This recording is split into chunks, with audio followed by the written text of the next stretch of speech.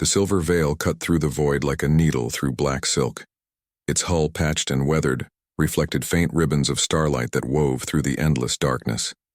Captain Adrian Holt leaned back in his chair, boots on the console, as his ship's AI, Vera, softly chimed updates. "Captain," Vera said, her voice cool and mechanical, "we're nearing the coordinates. Scans indicate residual energy spikes consistent with ascendant technology." Adrian frowned. "Meaning?" "Meaning we're poking our noses somewhere we absolutely shouldn't," Vera replied dryly. "Again." "That's where the best stuff is," Adrian muttered, his eyes scanning the empty void outside the viewport. For a smuggler like him, forbidden ascendant zones weren't just a gamble, they were a treasure trove. Alien tech fetched a fortune in the black markets. If you survived, of course. The forbidden drift stretched endlessly ahead, an expanse of dead stars and anomalies that bent light and reason. For centuries, no ship had returned from its depths. But Adrian wasn't most people, and he wasn't about to turn back now. "Vera," he said, leaning forward, "how long until the jump?" "5 minutes," she replied. "Plenty of time to reconsider." He smirked. "You've been telling me to reconsider since we met, and yet here we are." The AI sighed audibly. "I look forward to recording the last words of a very stubborn captain." Adrian opened his mouth to retort, but the ship suddenly shuddered. Lights flickered and the hum of the engines faltered.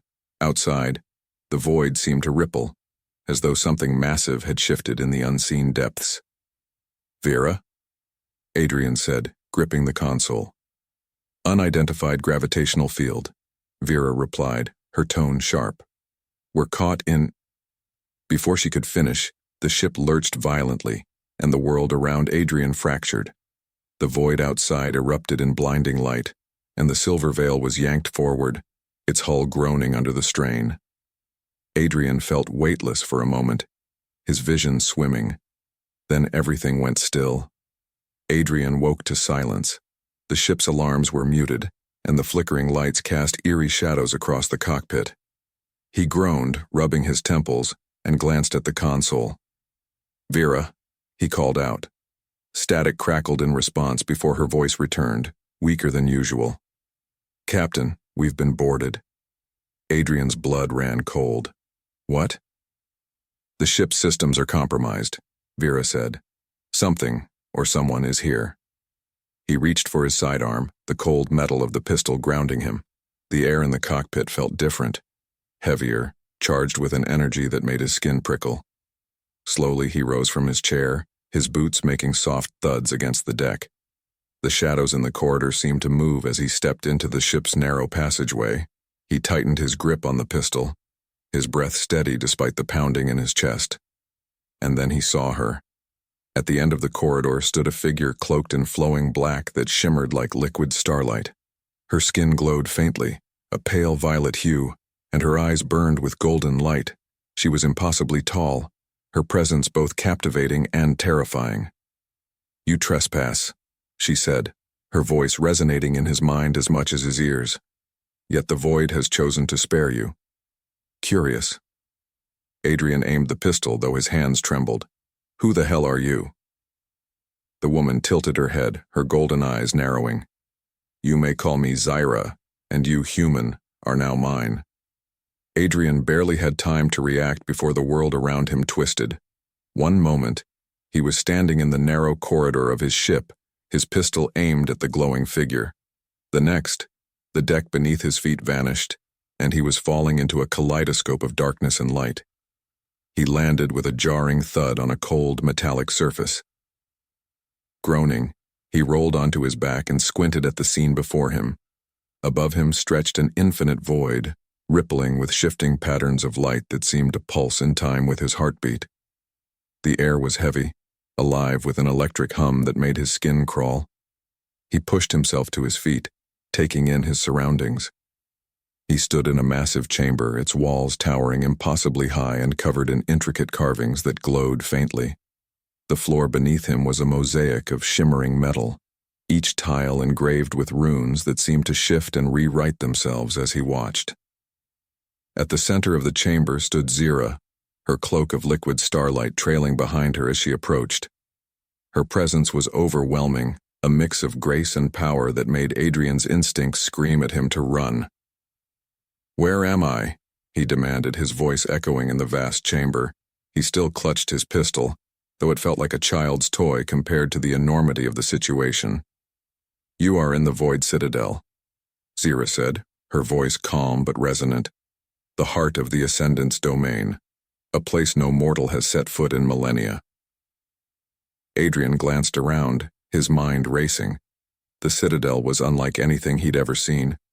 It wasn't just alien, it was impossible, defying every law of physics he understood. The walls curved and stretched in ways that made his head spin, and the air itself seemed to hum with power. "Why am I here?" he asked, his voice steadier than he felt. Zira stopped a few paces away, her golden eyes locking onto his. "The Void chose you. It spared you when it should have consumed you. That makes you significant." "Significant?" Adrian scoffed. "I'm a scavenger. A smuggler. I'm about as insignificant as it gets."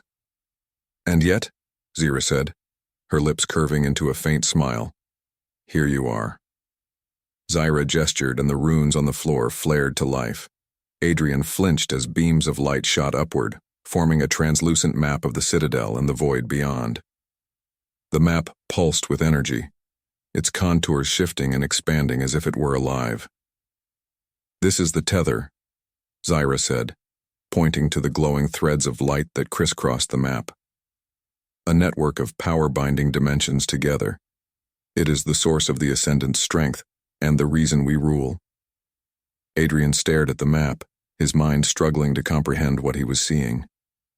"And what does this have to do with me?" Zira's expression darkened. "The tether is fracturing. Something, or someone, is disrupting its balance. If the tether breaks, the void will collapse, taking all dimensions with it." Adrian frowned. "And you think I'm involved?" "The void does not spare without reason," Zira said. "You are an anomaly, a variable the tether cannot account for. That makes you both dangerous and valuable." "Valuable enough to abduct me?" Adrian shot back, his voice laced with sarcasm. Zira stepped closer, her towering form casting a shadow over him. "Valuable enough to become my void consort." Adrian blinked, caught off guard. "Your what?" "You will stand at my side," Zira said, her tone matter-of-fact. "You will help me unravel the mystery of your immunity to the void. And in return I will spare your fragile existence." Adrian couldn't tell if she was joking. Her expression remained unreadable, her golden eyes piercing. "And if I say no?" Zira's smile returned colder this time. "Refusal is not an option." The days that followed were surreal. Adrian was given quarters within the Citadel, a room that seemed to reshape itself to his needs. The walls flowed like liquid, forming shelves, chairs, and even a bed at his unspoken command. Food appeared when he was hungry, though it tasted strange, like nothing he'd ever eaten before. Zira visited him often, her presence filling the room like a storm cloud.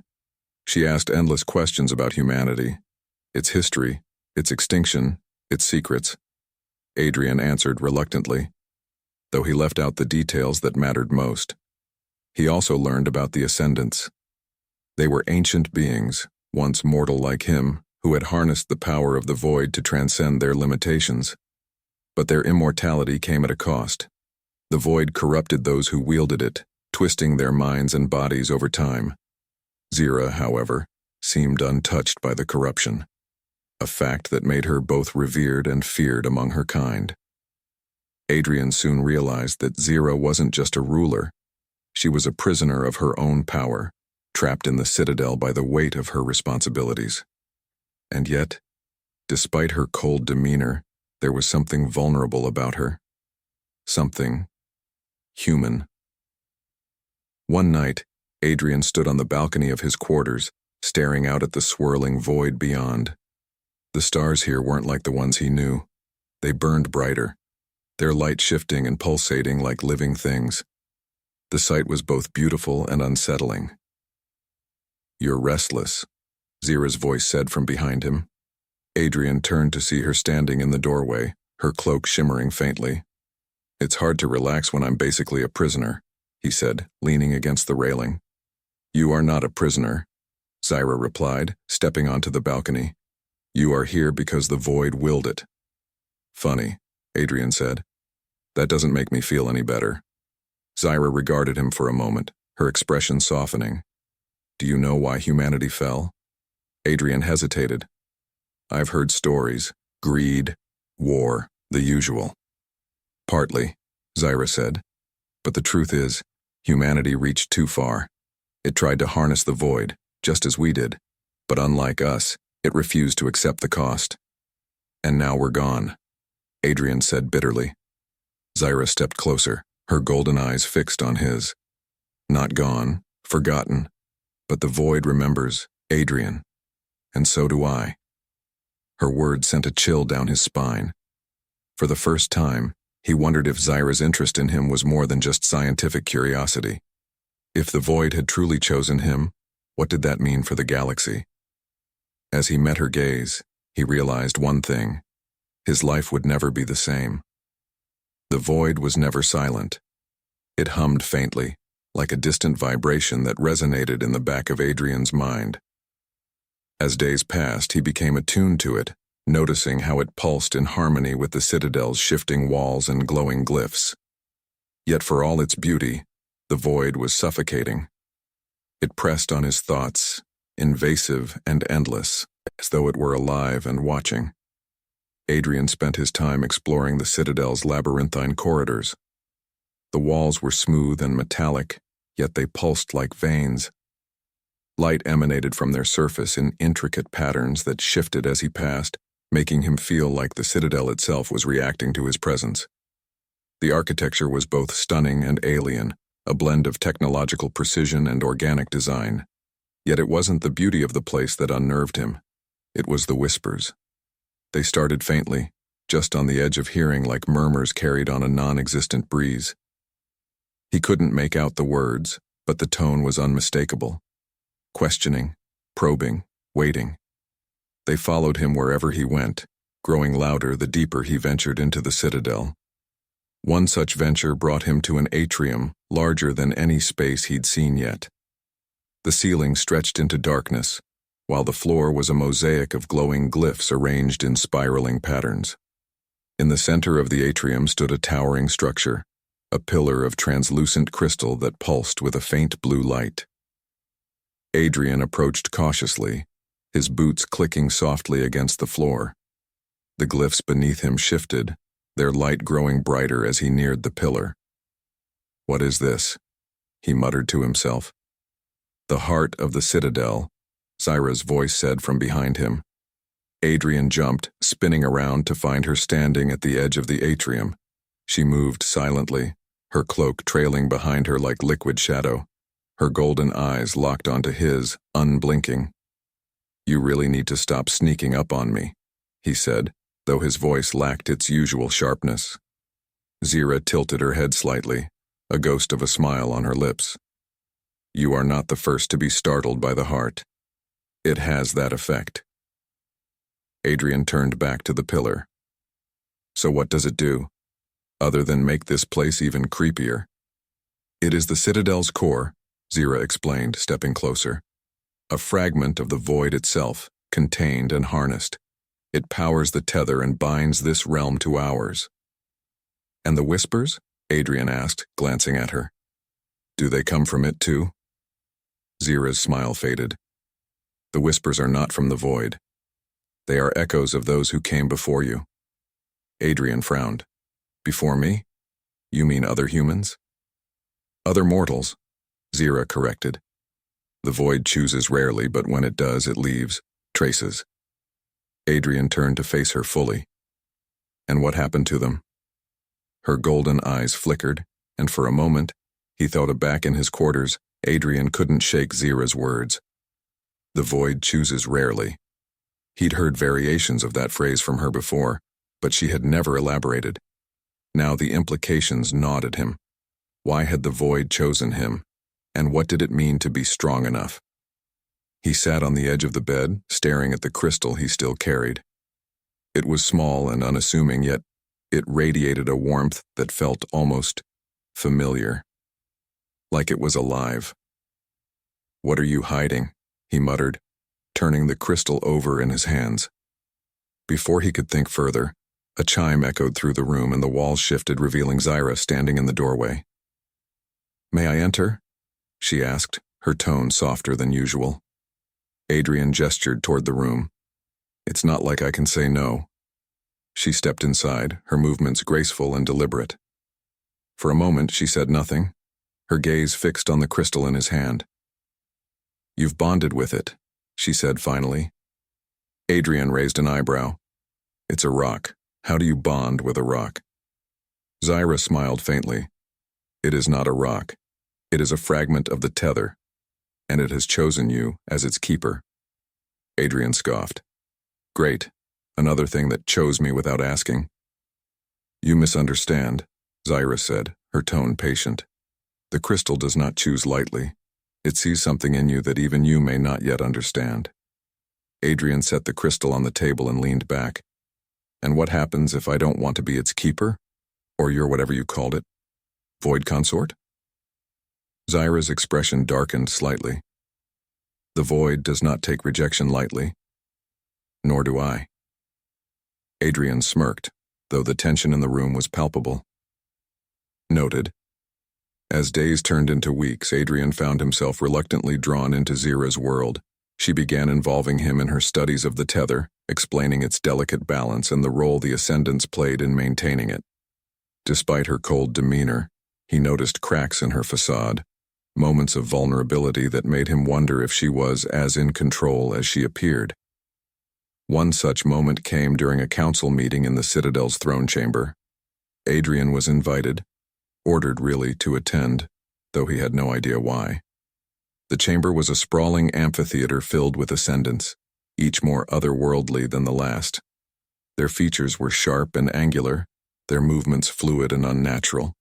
They spoke in a language that resonated through the air, their voices layered and complex.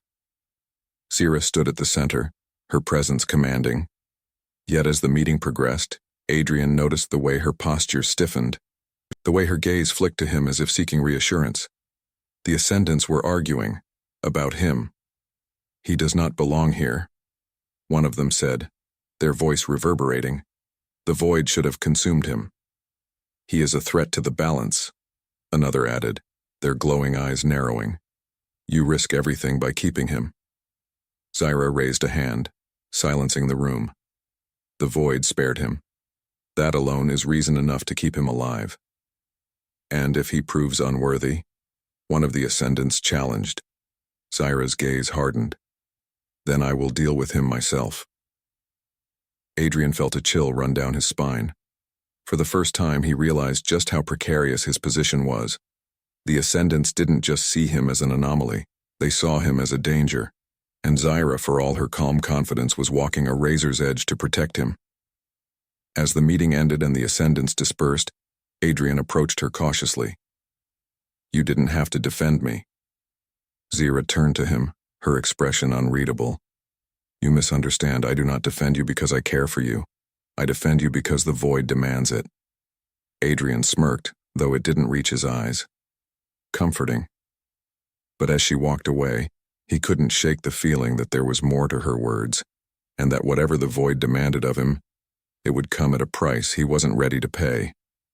The void citadel felt more alive than ever. Its humming walls and shifting glyphs had become part of Adrian's daily reality, but now the vibrations seemed sharper, more insistent.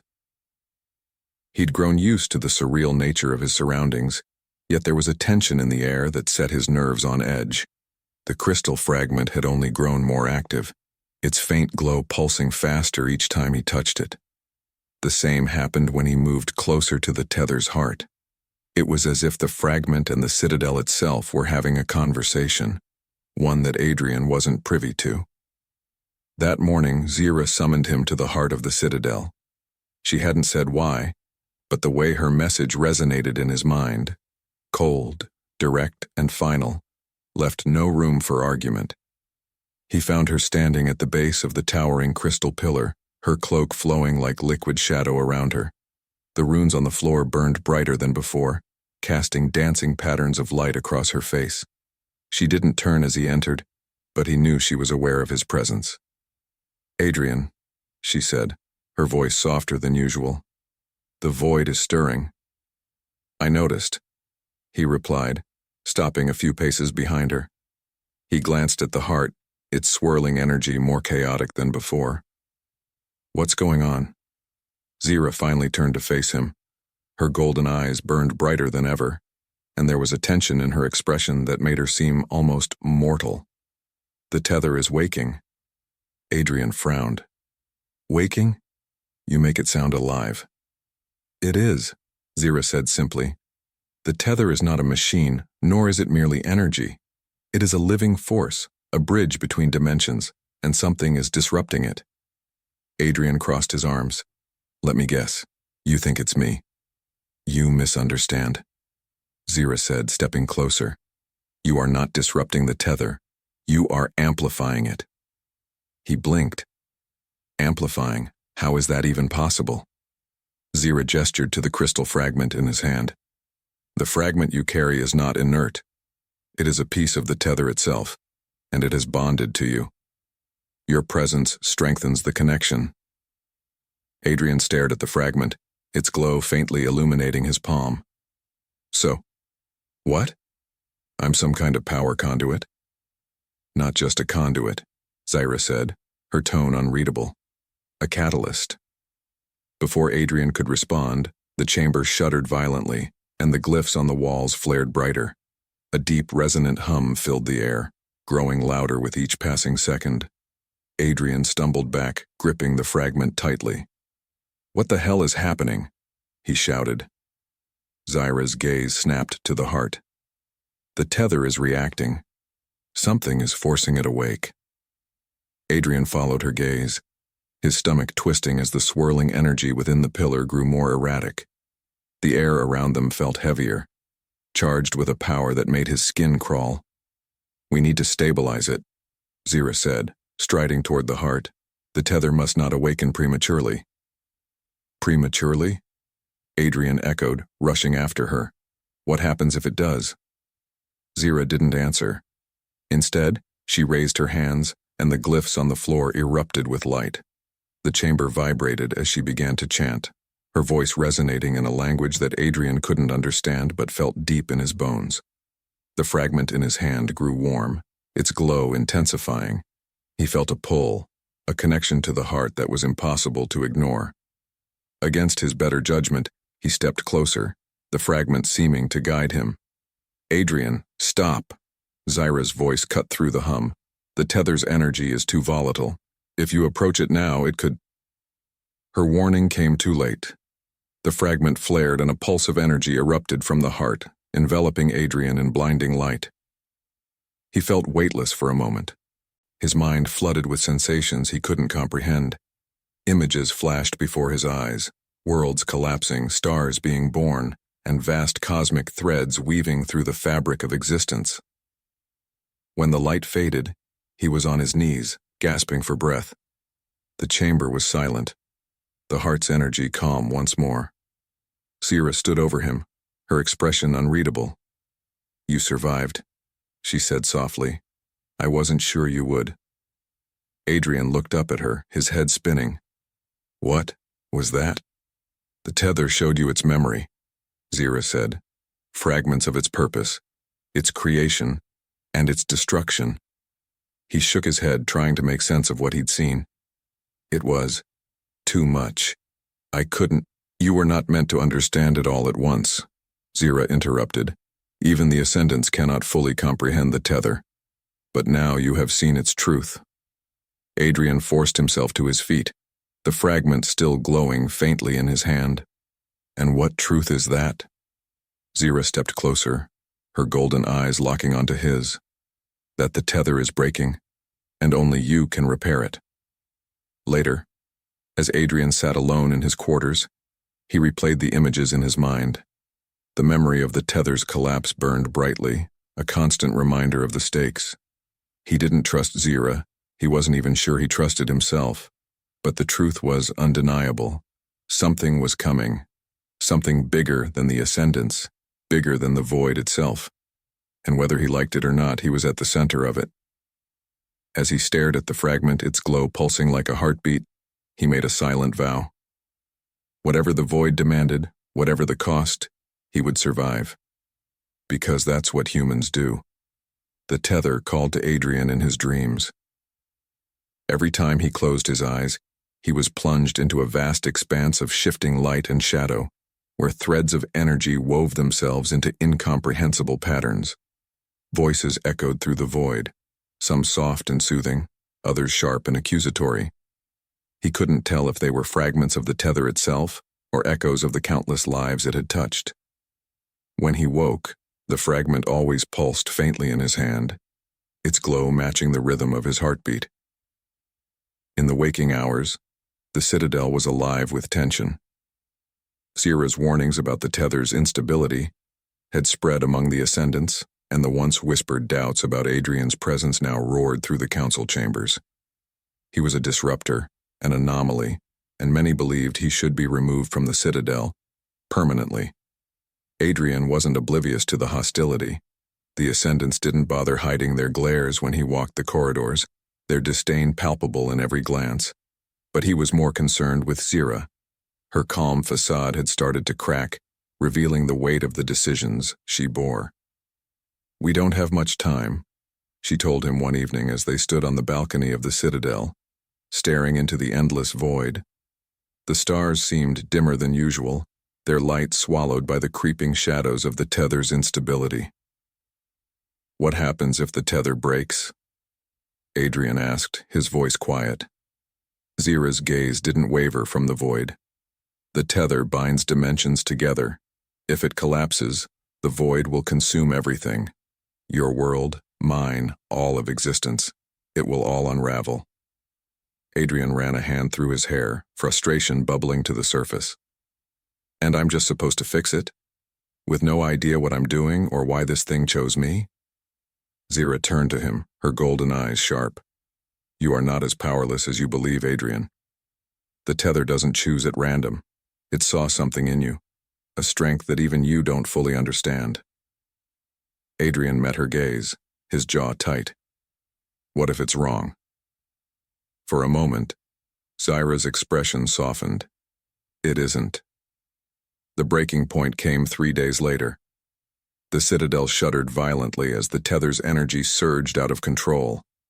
Alarms blared, and the glyphs on the walls flickered erratically. Adrian rushed to the heart of the citadel, the fragment burning hot in his hand. When he arrived, he found Zira already there, her cloak billowing as she directed ascendant technicians to stabilize the chamber. "It's not enough," one of the technicians shouted. "The energy is spiraling. We need more time." "We don't have more time," Zira snapped, her composure slipping. Adrian stepped forward, his voice cutting through the chaos. "What do you need me to do?" Zira turned to him, her expression a mix of relief and desperation. "The fragment. It's the key to stabilizing the tether, but you'll have to enter the core to use it." Adrian's stomach twisted. "Enter the core? Are you serious?" "The tether's energy will consume anyone who isn't bonded to it," Zira explained. "But you're different. The fragment has made you immune." Adrian hesitated, his heart pounding. "And if I don't?" Zira's golden eyes burned with intensity. "Then everything ends." The journey to the core was unlike anything Adrian had experienced. The chamber's walls seemed to fold in on themselves as he stepped closer to the swirling vortex of energy at the heart's center. The fragment in his hand glowed brighter with each step, its heat searing through his skin but somehow not hurting him. Zira followed him to the edge of the vortex, her expression unreadable. "Once you're inside, you'll need to focus. The fragment will guide you, but it will test you as well. You must not falter." Adrian smirked, though his nerves were frayed. "No pressure, huh?" Zira's lips twitched into a faint smile. Humanity has always thrived under pressure. Before he could respond, the vortex surged and the fragment pulled him forward. He stumbled into the swirling energy, the world around him dissolving into blinding light. Inside the tether, time and space lost all meaning.